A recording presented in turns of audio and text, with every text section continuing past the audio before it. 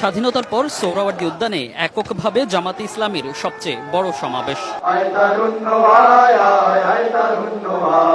শনিবার দুপুর থেকে জাতীয় সমাবেশের মূল আনুষ্ঠানিকতা শুরু হলেও ভোর থেকেই মিছিলে মিছিলে সোহরাওয়ার্দী উদ্যানে ঢল নামে জামাত নেতাকর্মী ও সমর্থকদের। মানুষে পরিপূর্ণ সোহরাওয়ার্দী উদ্যানে যেন তিল ধারণের ঠাঁই নেই। এক যুগেরও বেশি সময় পর রাজধানীতে সমাবেশ করতে পেরে উচ্ছ্বসিত নেতাকর্মীরা জানান, তাদের ৭ দফা দাবি আদায়ের মাধ্যমে দেশে ২৪-এর চেতনা বাস্তবায়ন হবে। কোন দলকে শক্তি প্রয়োগ করে, বল প্রয়োগ করে, ফাঁসি দিয়ে, খুন করে, গুম করে, নির্মম নির্যাতন নিপীড়ন করে, মামলা হামলা রিমান্ড দিয়ে তাদেরকে দমিয়ে রাখা যায় না।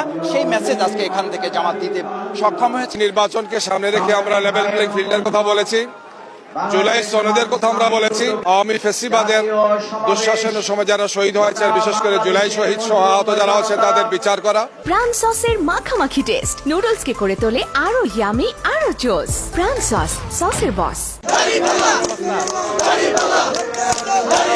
ভোর থেকেই দেশের বিভিন্ন জেলা উপজেলা থেকে আসতে থাকেন লাখো মানুষ। দলীয় স্লোগান আর প্রতীক নিয়ে দাবি জানান ৭ দফা আদায়ের। ১৭টি বছর আমাদের কোনো প্রোগ্রাম তো দূরের কথা, দাঁড়িয়ে কোথাও কথা বলতে পারিনি। এজন্য আজকের প্রোগ্রামটা আমাদের কাছে অনেকটা ঈদের মতো। বাংলাদেশ সন্ত্রাস মুক্ত বাংলাদেশ চাই, চাঁদাবাজ মুক্ত বাংলাদেশ চাই। আল্লাহর জমিনে আল্লাহর আইন, আল্লাহর শাসন একটিবার জন্য হলে দেখি যেন মরতে পারে দুনিয়ার থেকে, এটি ইচ্ছে নিয়ে এখানে এসেছি। সোহরাওয়ার্দী উদ্যান ছাড়িয়ে আশেপাশের এলাকায়ও অবস্থান নেন নেতাকর্মীরা। শাহবাগ থেকে মৎস্য ভবন, নিউ মার্কেট থেকে দোয়েল চত্বর, সব সড়কেই নেতাকর্মীদের ঢল। দীর্ঘ যাত্রা করে সমাবেশে উপস্থিত হয়ে উজ্জীবিত নেতাকর্মীরা বলছেন, ১৬ বছরের শৃঙ্খল ভেঙে নির্দ্বিধায় কথা বলার সুযোগ পেয়েছেন তারা। জামাত ইসলাম কোনো ধর্ষণের ঘটনা নাই, অথচ বিগত ১৭ বছর আমাদেরকে এমন ভাবে রাখা হয়েছে মনে হয় আমরা চোর। জামাত ইসলামীকে তারা মনে করেছিল শেষ হয়ে গেছে, আসলে জামাত শেষ হয়নি।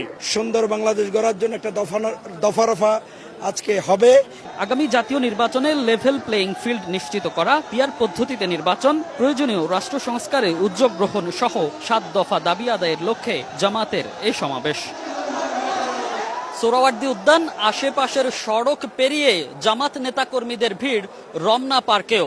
দূর দূরান্ত থেকে আসা এসব নেতাকর্মীরা বলছেন, আগামী জাতীয় সংসদ নির্বাচনে ইসলামী শক্তির ক্ষমতায়ন চান তারা।